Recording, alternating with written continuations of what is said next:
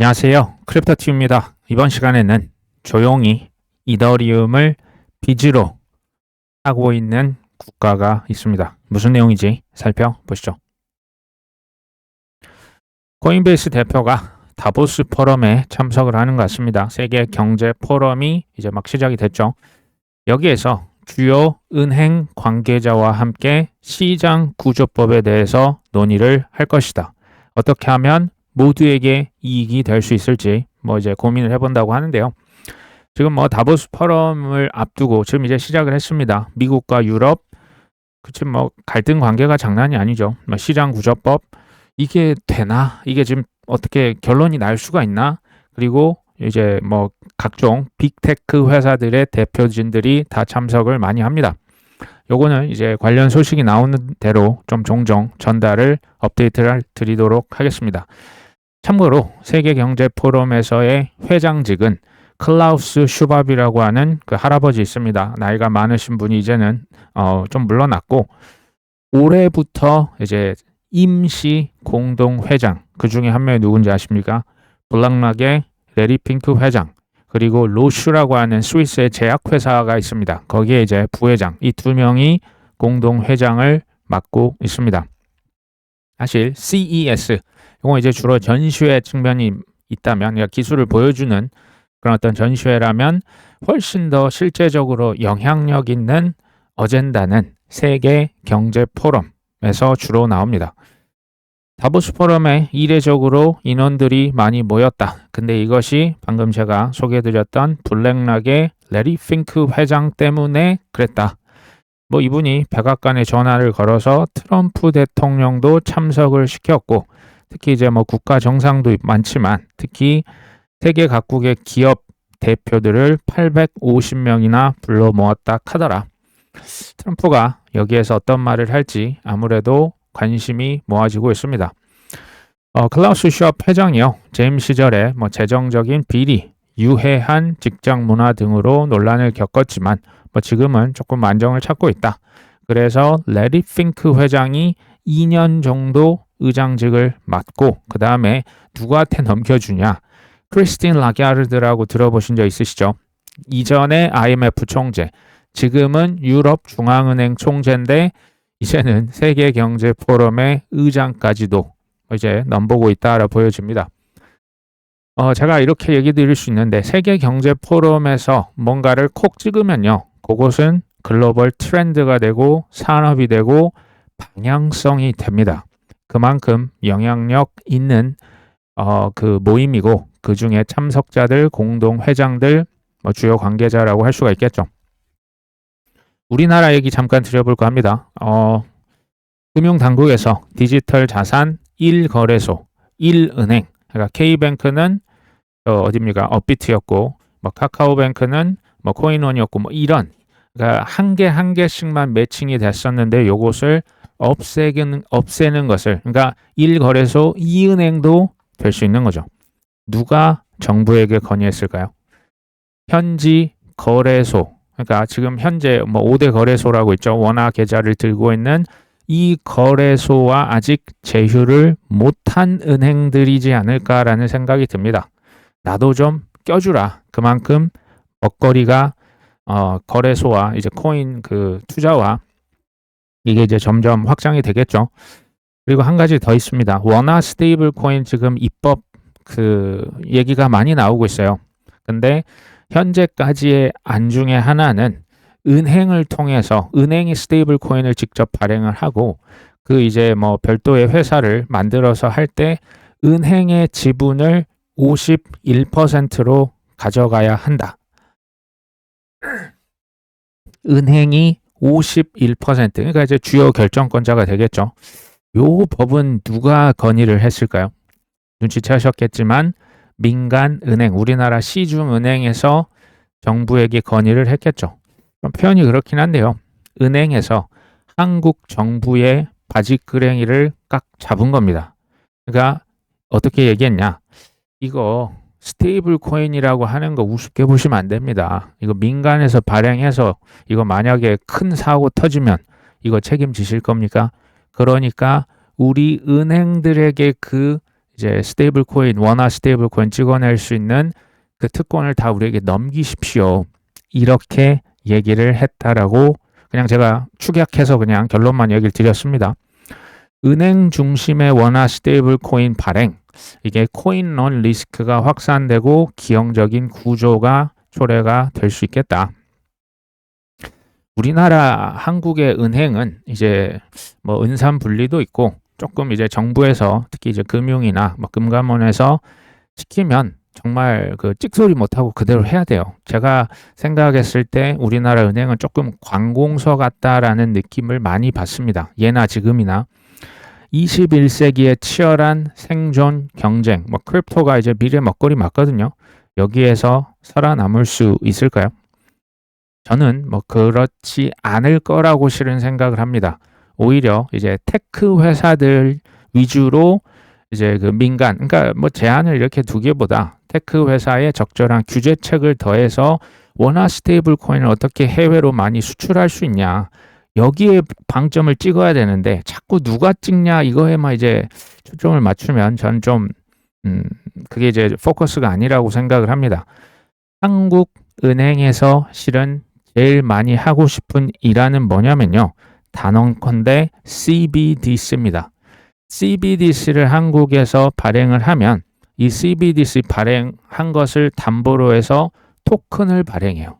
그러면 그것을 시중은행에서 예금 토큰으로 쓰려고 하는 것. 그래서 이 예금 토큰으로 일반 소비자들끼리도, 그러니까 이게 이제 CBDC 바로 이제 소비자로 가면 우리 이제 개인정보 침해랄지 민감하지 않습니까? 요런 방식의 기관용 CBDC를 통해서 시중은행을 통해서 CBDC를 풀고자 하는 게 예금 토큰으로 이렇게 갈아타려고 하는 게 한국은행에서 바람하지 않는 일환입니다. 근데 이제 한국은행도 알아요. 스테이블 코인 이거 어차피 막을 수 없다는 걸 알기 때문에 부득이하게 이안이 나온 거예요. 그게 아까 제가 얘기를 드렸던 뭐 테크 어떤 그 민간 회사보다는 은행을 통해서 스테이블 코인, 원화 스테이블 코인을 발행하고 은행에 이제 가장 큰 지분을 주는 거예요. 의사결정권을 줘서. 그러니까 간접적으로 은행을 통해서 스테이블 코인을 발행하고 통제하겠다. 이게 이안인 겁니다. 근데 제가 볼 때는 이란도 결국 나중에 전 나올 거라고 봐요. 그러니까 앞으로는 뭐 CBDC만 나오고 뭐 스테이블 코인이 짱이고 뭐 예금 토큰만 뭐 이제 은행에서 쓰고 그게 아니고 다 같이 쓰이는 거예요. 이것이 이제 코인망을 통해서 토큰 왔다 갔다 하는 이게 서로 막 이제 자유자재로 서로 이렇게 글로벌적으로 호환이 되고 뭐 이제 매매를 하는데 제약이 점점 없어지겠죠. 이것을 지금 미국에서 시장구조법안에 집어넣으려고 하면서 지금 진통이 있다. 이 과정이라 보시면 됩니다. 은행보다는 테크 회사들 통해서 좀 이제 그 제약 없이 하지만 여기에 이제 적절한 규제를 입법을 해서 좀 이제 건전한 경쟁을 할 수 있도록 그 판을 가져가는 게 당연히 우리나라를 위해서 좋겠다라는 생각을 하고 있습니다. 부탄에 있는 국영 투자 회사가 있습니다. 드룩 홀딩스라고 있는데요. 이더리움 롱 포지션을 보유하고 있는 것 같다. 이게 제가 한번 물어봤거든요. 이제 AI에게 물어보니까요. 실제 이 주소가 롱 포지션을 들고 있고요. 아베라고 하는 디파이 대출 플랫폼에서 이제 담보 맡겨놓고 돈 빌려놓고 이걸로 이더리움을 샀습니다. 이더리움을 현재 대략 한 6,700억 원어치 레버리지, 빚으로 해서 롱 포지션을 실제로 취하고 있는 것으로 매우 강력하게 추정이 된다.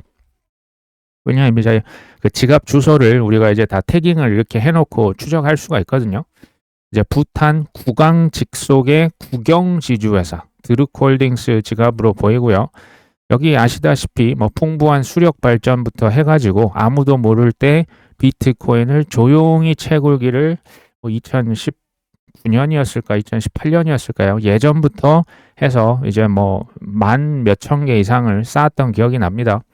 그리고 한술 더 떠서 이더리움 기반의 국가 신원, 신분 시스템을 구축을 하고 있죠.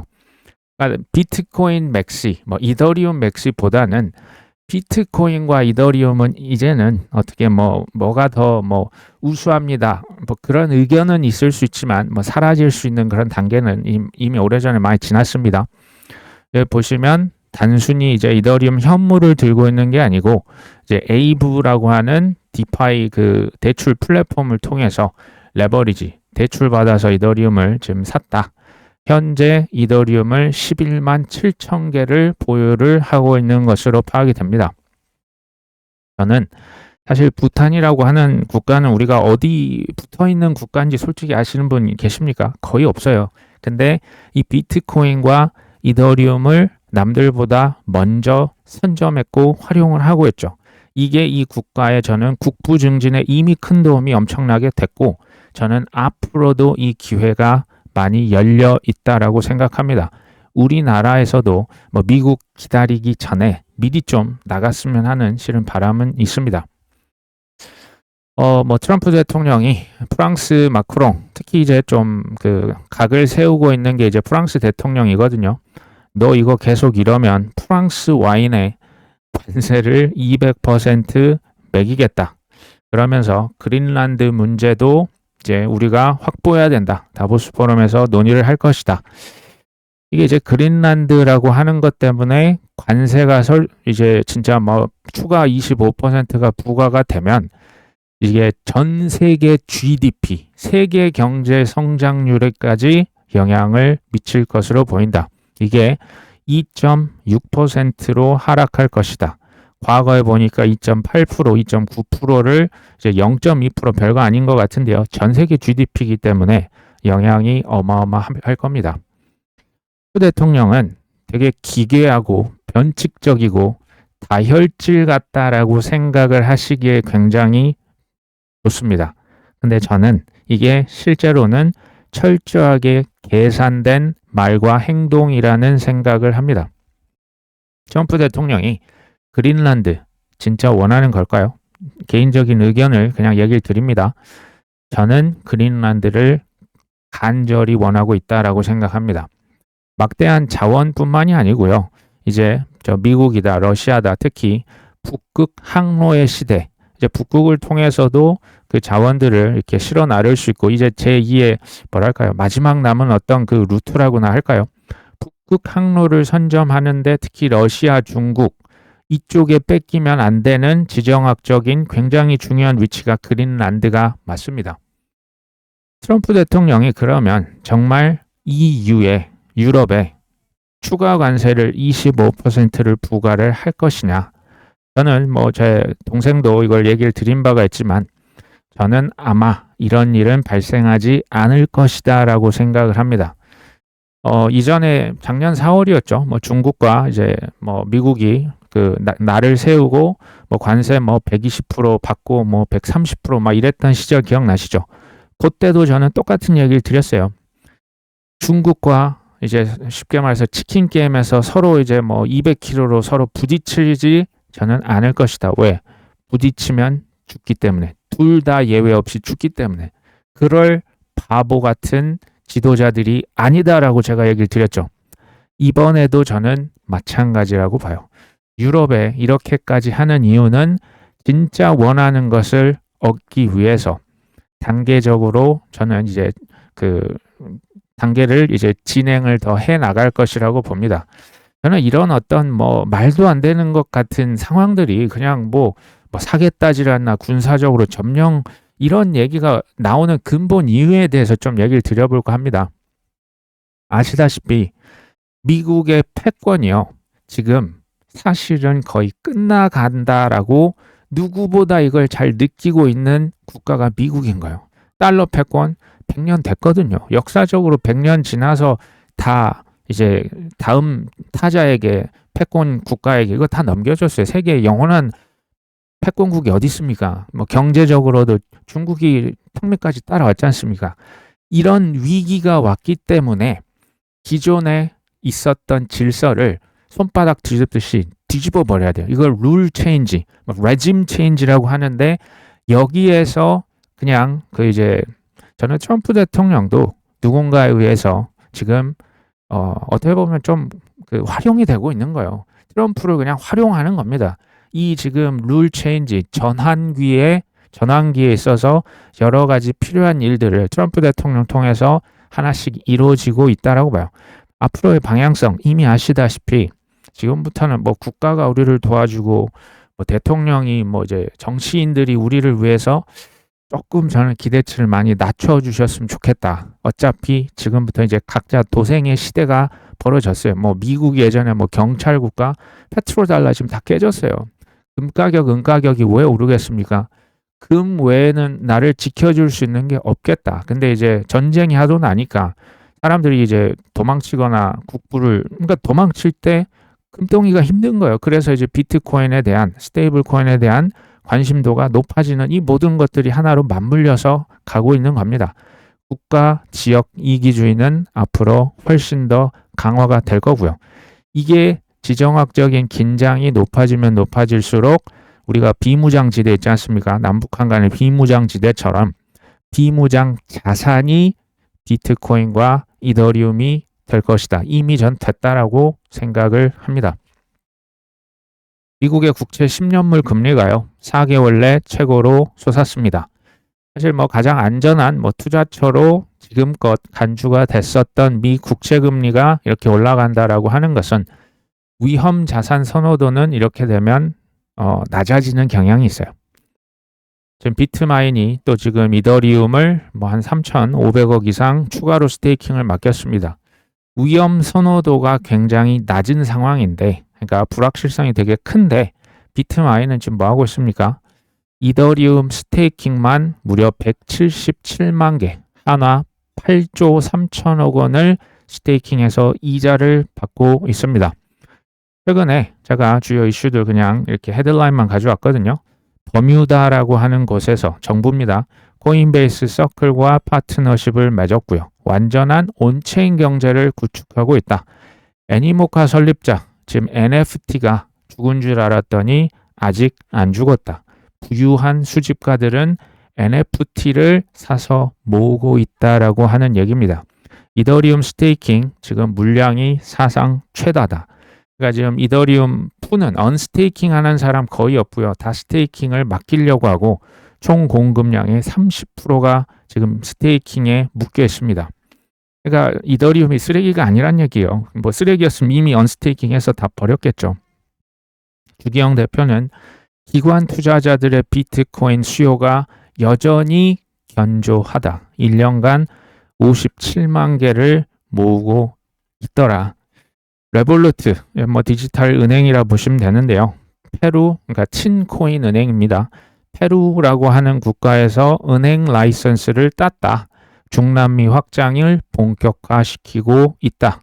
솔라나 기반 디파이 프로토콜, 뭐 카미노라고 하는 곳에서 UST1, 이거 누가 찍어낸 겁니까? 트럼프 대통령 일가가 찍어낸 스테이블 코인으로 대출 및 담보로 지원을 하고 있습니다.